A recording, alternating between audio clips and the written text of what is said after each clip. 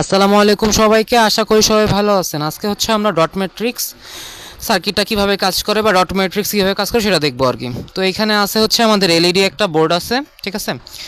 এখানে হচ্ছে আমাদের এলইডি দিয়ে সাজানো হয়।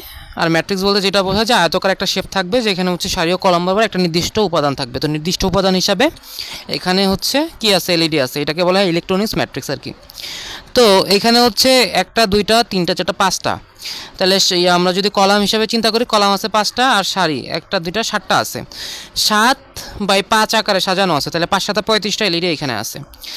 সারিকে কন্ট্রোল করার জন্য একটা, দুইটা, তিনটা সুইচ, কলামকে কন্ট্রোল করার জন্য তিনটা সুইচ, ঠিক আছে। এই যে তিনটা সুইচ। তো এখন এইভাবে হচ্ছে কন্ট্রোল করব। যখন হচ্ছে সারি এবং কলামে সিগন্যাল পাবে তখনই কেবল লাইটটা জ্বলবে, এইটুকু মনে রাখলেই হবে। আর ডট ম্যাট্রিক্স ইউজ করা হয় হচ্ছে আপনার স্কুলে কোনো তথ্য যদি আমরা হচ্ছে পাসিং করতে চাই বা দেখাইতে চাই সেটার জন্য লাগতে পারে, বা হচ্ছে আমরা ডিজাইন করতে চাই সার্কিট, সেটাও এখানে আমরা দেখতে পারবো আর কি। তো আমরা শুরু করি।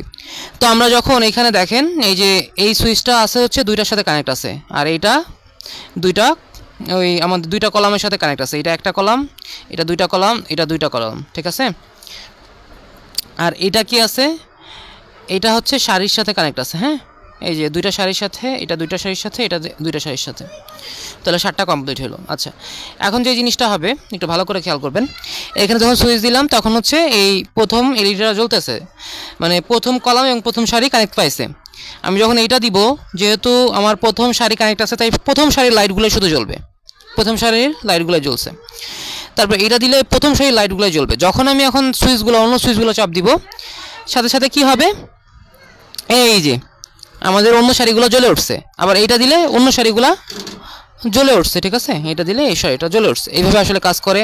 তো যারা নতুন চ্যানেলটা সাবস্ক্রাইব করে দিবেন, লাইক কমেন্ট শেয়ার করে পাশে থাকবেন। ভিডিওটা ভালো লাগলে সবাইকে জানাই দিবেন আর কি। প্লিজ চ্যানেলটা সাবস্ক্রাইব এবং শেয়ার করে দিবেন।